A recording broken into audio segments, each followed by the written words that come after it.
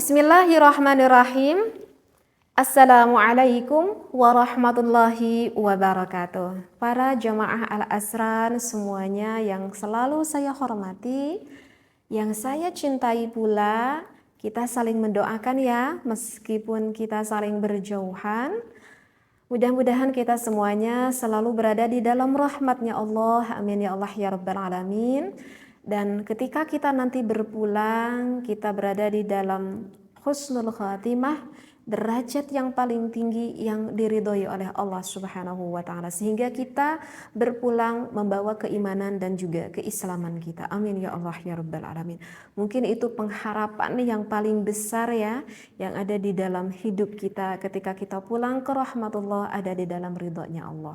Nah, sekarang kita itu lagi berusaha ketika kita hidup di dunia ini, Allah perintahkan kita untuk beribadah, macam-macam rupa ibadah, dan Allah memerintahkan kepada kita bukan hanya saja beribadah, tetapi beribadah sesuai dengan ilmu yang ditentukan oleh Allah Subhanahu wa taala, sehingga mengaji itu adalah hukumnya wajib, fardu ain, kewajiban bagi seorang muslim. Seperti itu. Nah, maka salah satu yang ingin saya jelaskan di dalam ilmu ini yang masih berhubungan tentang puasa ya. Di sini saya membawa kitab Kasyfatus Saja ataupun Safinatun Najah ya, karangan Syekh Salim bin Sumair dan juga Syekh Nawawi Al-Bantani. Tetapi saya hanya membaca matannya saja ya, karangan Syekh Salim bin Sumair, faslun utawi kiiku fasal sawiji. Di sini dikatakan al-iftaru, berbuka fi Ramadhana, ketika pada bulan Ramadan itu arba'atu anwa'in, terdapat ada empat macam. Yang pertama wajibun, yang pertama hukumnya adalah wajib. Jadi jika ada seseorang yang sedang berpuasa pada bulan Ramadan tersebut, ulama ini berkata, Syekh Salim bin Sumair ini berkata, wajib orang ini harus berbuka.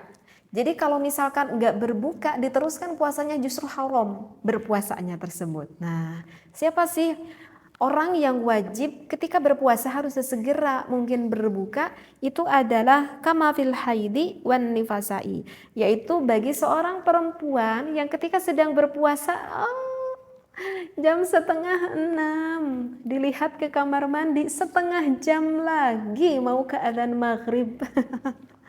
Misalkan ketika ke kamar mandi melihat aduh datang haid ya, jadi harus gimana ya, sesegera mungkin harus berbuka.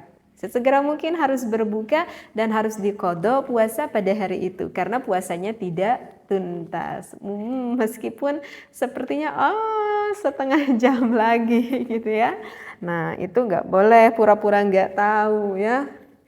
Dan sepertinya perempuan itu akan berkata, menyesal banget aku ke kamar mandi sehingga aku melihat misalkan. Nah, itu adalah ya, bagi seorang wanita yang haid itu wajib sesegera mungkin untuk berbuka puasanya. Dan juga untuk seorang wanita yang nifas ya, yang nifas itu adalah mengeluarkannya ketika sudah selesai melahirkan. Itu juga sama, tidak boleh berpuasa ya, haram hukumnya justru kalau berpuasa. Nah, jadi itu yang pertama, wajib berbuka. Dan yang untuk kedua wajaizun. Nah, yang kedua hukumnya adalah diperbolehkan. Diperbolehkan apa? Diperbolehkan untuk berbuka puasa. Jadi kalau misalkan aku pengen berbuka, boleh? Boleh. Bagi siapa yang diperbolehkan oleh agama itu adalah kamafil musafiri, bagi orang yang sedang musafir, bagi orang yang sedang di dalam perjalanan. Nah, itu boleh berbuka. Ada syaratnya enggak di dalam perjalanan tersebut? Adalah, enggak semua orang yang sedang berada di dalam perjalanan itu boleh berbuka. Jadi misalkan kalau kita pergi kemana jaraknya cuma setengah jam bisa? Enggak lah, ini mah agak jauh 2 jam bisa? Enggak bisa. Jadi perjalanannya itu harus yang marhalatain ya. Artinya adalah perjalanan yang mana perjalanan itu bisa di jamak takdim, bisa di jamak takhir, yang bisa di qashar. Berarti harus menempuh jarak. Nah, ada yang ulama berpendapat bahwa jaraknya itu ya sekitar 90 km kalau kita ingin berikhtiyat, kalau kita ingin lebih berhati-hati. Dan ada juga ulama yang mengatakan ya sekitar 80-an pun itu sudah bisa. Tetapi kalau misalkan kita ingin lebih berikhtiar, ingin lebih berhati-hati, yaitu sekitar 90 km atau 100 km, baru perjalanan itu bisa dikatakan marhalatain. Boleh kita berbuka ya. Biasanya kalau kita lihat di TV itu yang pada mudik itu ya, yang pada mudik dari Jakarta ke mana, ke Jawa gitu ya, kan itu jelas itu marhalatain. Jadi kalau misalkan di perjalanan di rumahnya biasa berpuasa dulu gitu ya, tetapi ketika di tengah jalan aduh nggak kuat nih, leles gitu misalkan, boleh nggak sih berbuka? Boleh ya, tidak apa-apa, tetapi nantinya wajib diqadha seperti itu. Kemudian wal maridu, dan keduanya untuk orang yang lagi sakit. Nah, yang lagi sakit juga sama, itu boleh berbuka. Tetapi sakitnya harus tahu dulu, sakitnya sakit yang gimana ya. Gak semua sakit dikatakan sakit itu bisa berbuka. Ah, kenapa kamu? Aku pusing kepalaku. Misalkan. Tapi kalau nonton sinetron masih bisa, misalkan boleh nggak berbuka? Nggak boleh, itu mah nggak boleh berbuka. Jadi kalau misalkan berbuka dikarenakan sakit yang demamnya yang ya agak demam-demam ringan gitu ya, itu boleh nggak berbuka puasa? Itu tidak boleh ya, tidak boleh berbuka puasa. Kalau saya lihat itu ada untuk penjelasan yang lebih jelas, ada di dalam Bishril Karim ya, pada juz kedua pada Shahifah ke-72, tapi saya nggak baca referensinya karena akan saya banyak sekali nih keterangan yang ingin saya jelaskan, jadi takut terlalu memakan waktu. Jadi langsung saja saya kemafhumannya ya. Jadi jika yang sakit-sakit ringan itu tidak boleh dengan sengaja-ngaja berbuka puasa. Seperti itu ya. Ya, jadi yang umumnya sakit di sini memang yang udah dikatakan bisa memadorotkan sekali terhadap tubuhnya. Jika ia melanjutkan puasanya, dikhawatirkan banget akan kondisi fisik badannya itu akan semakin ngedrop banget. Ataupun misal ada seseorang yang baru sembuh dari sakit tapi belum terlalu fit banget tubuhnya, bisa saja misalkan memaksakan untuk puasa, tetapi dikhawatirkan sekali kalau memaksakan puasa akan semakin parah penyakitnya, seperti itu. Misalkan nih apa itu, saya ingat nih pengalaman saya, bukan pengalaman suami saya gitu. Ketika bulan puasa itu suami saya itu kena penyakit itu tipes. Kalau tipes itu kan sakitnya kan lama banget gitu ya. Jadi memang dokter juga kan menyarankan tidak boleh apa ya, tidak boleh gerak-gerak, harus tidur aja di kasur. Dan memang pada saat itu tipesnya itu agak cukup parah juga. Nah, kemudian suami saya itu ketika udah dikatakan udah demamnya udah hilang, rasa-rasa sakitnya udah hilang, tetapi masih apa ya, masih lemes gitu badannya. Katanya pengen puasa gitu ya. Kuat gak? Kata saya, kuat cara puasa. Ya akhirnya puasa, cuman baru 1 hari. Cuman 1 hari puasanya, udah beres puasa 1 hari tersebut, besoknya langsung sakit lagi dan sakitnya itu lebih parah, lebih parah gitu dari yang awalnya. Sehingga ketika diperiksa lagi ke dokter, ini wayahnya kalau memang lagi punya penyakit tipes ya, kalau udah agak parah itu memang harus benar-benar istirahat dan harus benar-benar makannya obat itu harus benar-benar sesuai katanya. Nah, kalau seperti itu tidak apa-apa ya. Jadi untuk berbuka seperti itu. Baik, ya sependeknya aja deh ya, tapi segitu juga mungkin insya Allah bisa dipahami. Nah, untuk yang ketiga itu adalah wala-wala. Apa maksudnya wala-wala? Di sini wala-wala di sini adalah dikatakan wajib untuk berbuka tidak, dikatakan boleh untuk berbuka juga tidak, sehingga wala-wala. Nah, ini bagi siapa? Yaitu kama fil majnuni, yaitu bagi orang yang gila. Ya untuk orang yang gila mau dikatakan wajib berbuka? Tidak. Apa mau dikatakan boleh juga tidak? Ya menghukuminya juga kan susah, yang namanya juga apa? Gila kan? Nah itu seperti itu. Dan untuk yang keempat itu adalah wa muharramin. Justru kalau misalkan ini agak keluar sedikit ya. Yang keempat adalah wa muharramin. Contohnya kaman akhara qada'a ramadhana ma'a tamakkunihi hatta dhaqal waktu anhu. Baik, saya baca aja deh referensinya. Nah, kalau untuk yang keempat ini adalah bukan ketika sedang puasa Ramadan ya, bukan ya, untuk contoh yang keempat ini. Ini adalah bagi seseorang yang mempunyai qada puasa ya. Misalkan ada seorang perempuan haid ketika bulan Ramadannya misalkan sampai 8 hari gitu. Nah, maka nanti kalau udah selesai Ramadan kan wajib ya perempuan ini punya qada puasa yang harus dia bayar sebanyak 8 hari. Tetapi wanita ini begitu malas sekali untuk membayar qada ini. Nanti bulan depan. Udah bulan depan berkata lagi nanti bulan depan. Sampai tidak terasa udah pada bulan Sya'ban gitu ya, udah mau ke bulan Ramadan. Dan wanita ini juga berkata, bulan Sya'ban itu kan ada 30 hari banyak banget ya. Nanti puasa saya kan bayarannya juga cuma 8 hari. Nanti deh udah kalau mau menjelang-jelang harinya dekat banget gitu ke bulan Ramadan baru aku mau qada. Ketika wanita itu tersebut mau mengqada puasanya dan udah mepet banget ke hari Ramadan, misalkan keburu datang lagi haid sehingga tidak mungkin untuk membayar qada. Nah, bagi wanita ini itu haram, artinya ada dosa yang ia pikul dikarenakan dengan sengaja yang harusnya dibayar kodoknya itu dinantikan gitu. Tapi kalau misalkan bagi wanita ini selama setahunnya itu sakit terus aja, itu berbeda lagi kasusnya. Baik, jadi itu ada bisa kita ambil kesimpulan. Tadi berbuka puasa itu ada 4 hukum bagi seseorang, bisa dikatakan wajib, bisa dikatakan diperbolehkan untuk berbuka. Yang untuk ketiganya tidak wajib dan juga tidak wajib dan juga tidak diperbolehkan, dan yang untuk keempat itu adalah diharamkan jika menunda-nunda untuk membayar qada. Seperti itu. Masih ada nih ya, saya jelaskan lagi di dalam kitab ini. Wa aqsamul iftari arba'atun aidon. Nah, dari 4 bagian tersebut itu terbagi lagi menjadi 4. Syekh Salim bin Sumer berkata dari 4 tersebut terbagi lagi menjadi 4. Apa saja itu? Nah, ini nih kita harus tahu nih ilmunya ya. Ma yalzamu fihil qada'u wal fidyatu. Nah, untuk kewajiban yang pertama, wajib nih bagi seseorang harus membayar qada dan juga harus membayar fidyah. Baik, diingat-ingat lagi.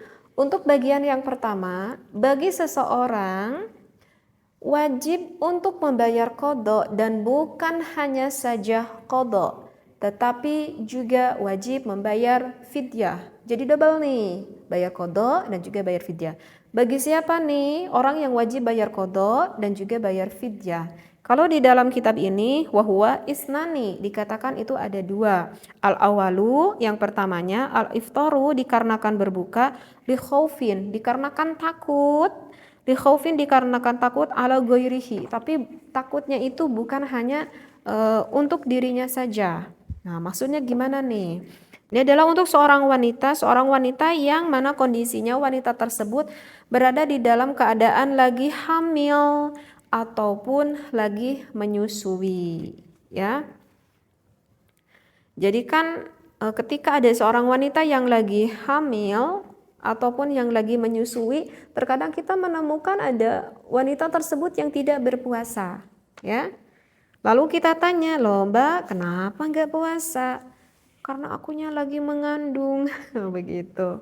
Kenapa tidak berpuasa? Karena akunya lagi menyusui, misalkan.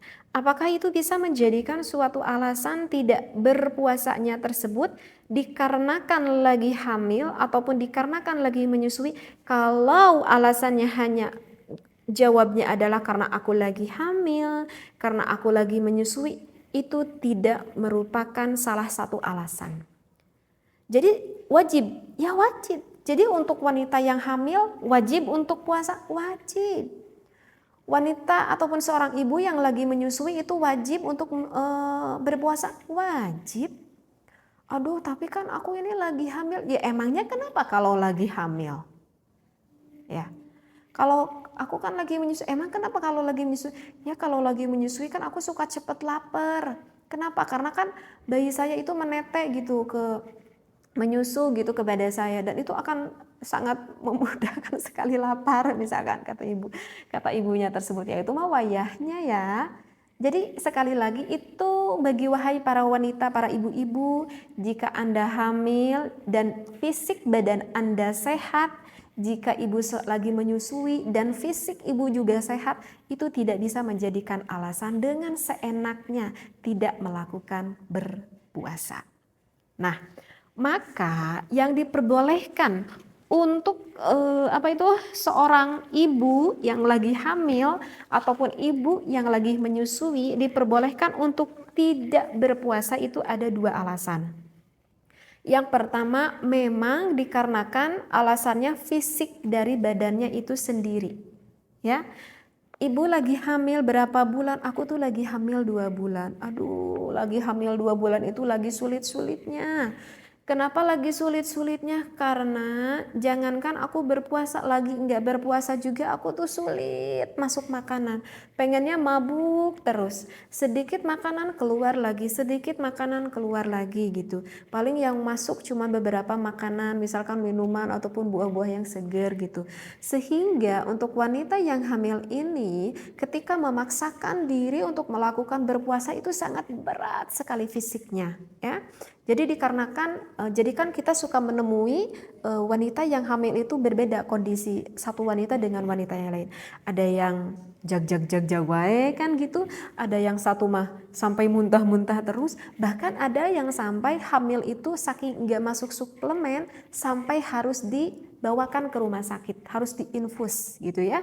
Nah, terkadang kita menemukan ibu-ibu seperti itu. Nah, jadi kalau misalkan kasusnya itu dikarenakan udah gak kuat banget untuk melakukan puasa, dikarenakan alasannya dirinya sendiri tidak kuat, ataupun justru dibawa puasa sehingga menjadi sakit misalkan, nah maka itu hukumnya diperbolehkan untuk tidak berpuasa. Dan begitu juga ibu yang sedang menyusui seperti itu. Nah, kalau alasannya dikarenakan seperti itu, maka boleh berbuka puasa dan nantinya cukup membayar qadha saja. Sekali lagi, dan nantinya cukup membayar qadha saja. Nah, apa yang barusan dikatakan di dalam kitab Safinah ini, kenapa seorang wanita yang lagi hamil ataupun menyusui harus bayar qadha dan juga harus bayar fidyah, itu jika alasannya, sekali lagi, jika alasannya selain ada ulama pertama yang mengatakan jika alasannya bukan karena fisik dirinya, tetapi mengkhawatirkan bayi yang ada di dalam kandungan ataupun bayi yang sedang disusuinya. Jadi misalkan dokter itu berkata, ibu wayahnya ya bu, ibu tuh gak boleh berpuasa. Karena misalkan gak tahu deh alasannya apa ya, itu misalkan ini dokter deh yang berkata. Karena kalau ibu memaksakan puasa nanti khawatir sekali bayinya itu akan kekurangan gizi misalkan. Karena kondisi kandungan ibu itu sangat lemah sekali. Ini misal gitu ya, dokternya berkata itu. Sehingga dokter itu adalah orang yang adil, yang lebih memahami akan ilmu kesehatan, mengatakan kalau kita berpuasa justru akan memadaratkan kepada bayi kita yang ada di dalam kandungan tersebut. Ataupun ketika lagi menyusui ibu, kalau bisa ibu jangan puasa aja misalkan. Karena ibu tuh misalkan harus memakan obat ini untuk suplemen yang bisa diminum oleh bayi ibu. Karena bayi ibu itu lagi sakit sehingga tidak bisa dimasukkan obat misalkan. Karena umur bayinya baru beberapa bulan sehingga memakan obatnya itu dari air susu ibu misalkan, kata dokter seperti itu. Nah, jika alasannya seorang ibu tersebut khawatir terhadap kesehatan anaknya, maka boleh ibu tersebut tidak berpuasa, tetapi tetap nantinya harus dibayar puasanya yang dinamakan dengan qadha dan juga fidyah. Gitu ya. Jadi double. Kalau alasannya hanya untuk diri sendiri, hanya qadha saja. Kalau alasan untuk yang lain, maksudnya untuk bayi tersebut, maka itu diwajibkan fidyah. Seperti itu ya. Meskipun ada imam yang lain, misalkan di dalam kitab Syarah Muhadzab Imam Muzani mengatakan tidak wajib bayar fidyah, hanya sunnah saja. Tetapi kebanyakan para ulama yang bermadzhab Imam Syafi'i mengatakan dengan bayar fidyah. Seperti itu. Itu yang pertama ya, yang wajib bayar qadha dan juga wajib bayar fidyah. Sekarang untuk yang keduanya itu adalah wasani al-iftaru ma'a ta'khiri qada'i ma'a imkanihi hatta yati ramadhanu akhara. Nah, yang kedua wajib bayar qadha dan juga wajib bayar fidyah itu adalah bagi seseorang yang mengakhir-akhirkan qadanya. Ya seperti tadi, contoh kasus yang udah saya terangkan. Misalkan seorang wanita yang punya kodok dikarenakan haid, misalkan punya kodok itu 10 hari, haidnya itu lama banget. Harusnya kan setelah beres Ramadan membayar puasanya. Karena alasannya nantilah. Tahu-tahu udah ketemu Ramadan kembali. Yang tadinya puasa qadanya 10 hari baru dicicil misalkan baru 4 hari dan 6 harinya itu belum terbayar.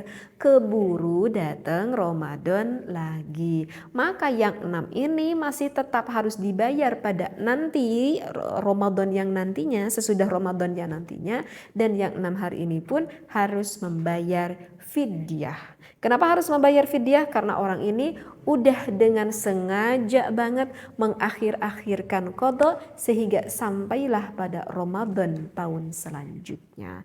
Jadi membayarkan fidyah dikarenakan melalaikan diri. Kecuali kalau misalkan melalaikan dirinya itu dikarenakan kondisi yang madorot. Misalkan dikarenakan sakit terus, baru sembuh beberapa hari sakit lagi. Sakitnya bisa sampai berbulan-bulan. Nah kalau itu mah tidak perlu membayar fidyah ya, karena memang tidak mampu untuk membayar kodok pada tahun itu.